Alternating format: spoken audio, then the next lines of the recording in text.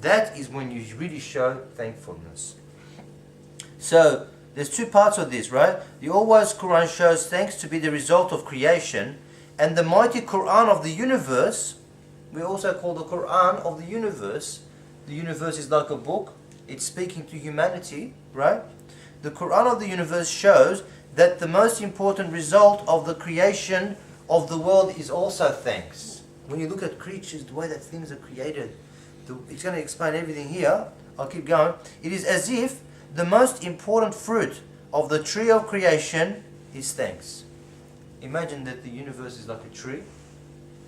The most important part of the tree is its fruits. The fruits of humanity, his fruits is his worship towards God, is his appreciation towards Allah, is his understanding and loving his Creator to the point that he wants to thank him through worship. So it is as if the most important fruit of the creation is thanks, and most elevated product of the factory of the universe is again thanks. If you see the universe as a factory, and every single individual animal and plant is like a machine, each machine is producing the result of thankfulness towards its creator, towards their creator.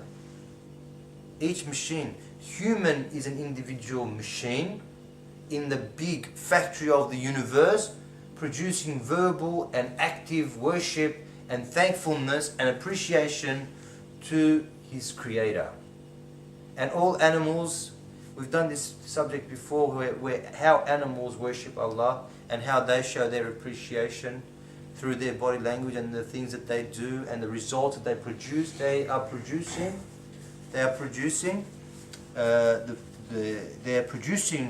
results and fulfilling their purpose, which is a form of their worship, and they're showing their thankfulness. We see in the creation of the world that its beings are arranged as though in a circle, with life as its central point. One big circle, right? In the center of it, life is being served. All beings, all created things looks to life and serves life and produce the necessities for that life. The universe is created. In the center of this universe is life.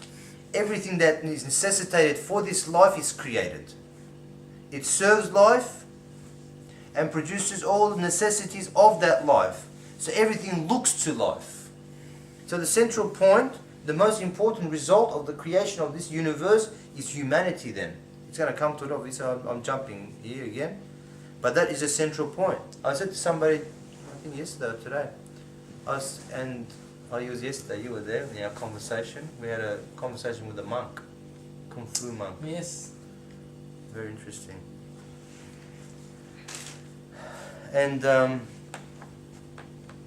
I was saying that the whole universe, this example I was giving to him, I said the whole universe is revolving around humanity, revolving around you. If the sun is rising, you are the one who is benefiting from it. The cow's making milk, you're benefiting from it. The bees making honey, you're benefiting from it. The silkworms making silk, you benefit.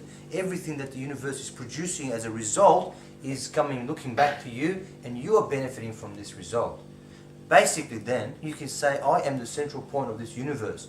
This universe's results and its mechanisms are turning, its cogs are turning to produce a result to give me some kind of a benefit. And that's what's happening. The central point is life, and everything revolves around life. That is to say, the one who created the universe chose life from this universe as to be the central point.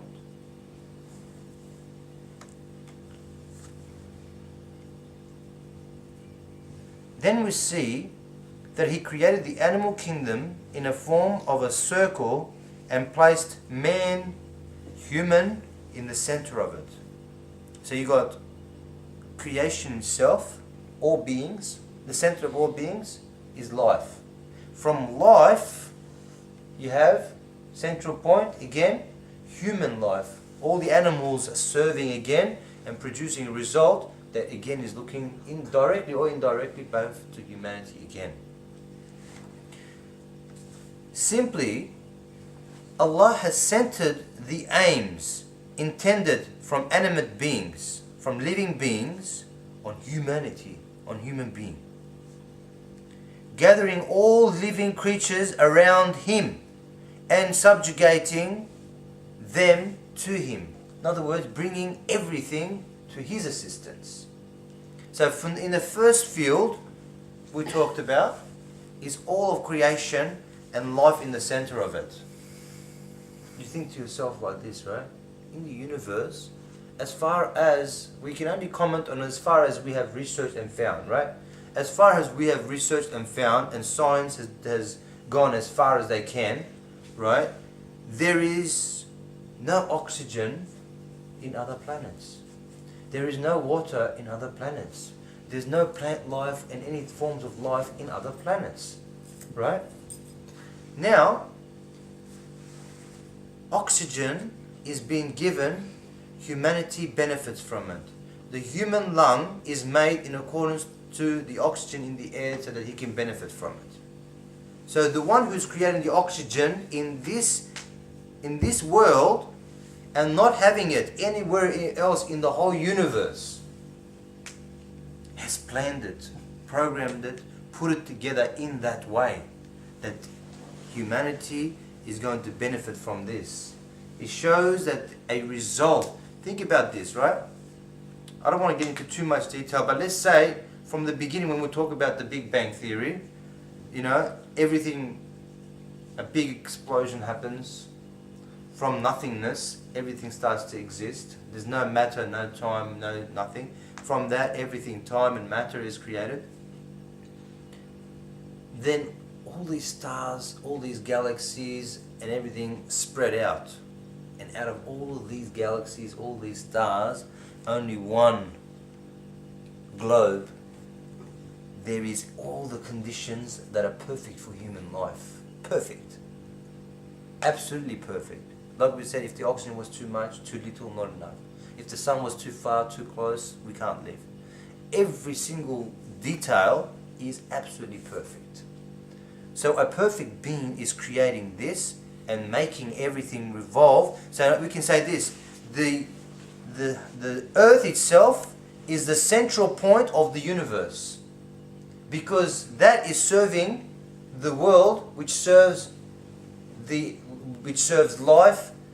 Life serves creatures that are existent, which are like animals and that. Animal serves humanity. So if you look at concentric circles going all the way out and then going all the way in, the most important result of the creation, and the center of this universe, why the universe was created, is humanity. We can say from this. So he subjugates everything to him. He made these animals and everything else serve him. He made everything serve you. And made you dominant over all of them. You got a big elephant, 50 times your size, 1,000 times your weight. With a little string, they push the whole elephant around. They master such creatures. A lion that goes and normally beats, rips and does everything else. The guy gets a little whip in his hand and sit down, stand up, eat, don't eat, do this. Look at that, Allah. As we tame lions, as we tame tigers, and as we tame other bigger and more powerful creatures than us, Allah subhanahu wa ta'ala is taming the universe, is pampering humanity by taming everything around him. And think about it in this, right? You got, in terms of chemicals in the air, like in terms of chemistry and biology and physics and everything, in every part of creation, everything is serving humanity. Everything looks to humanity and everyone benefits from that. So,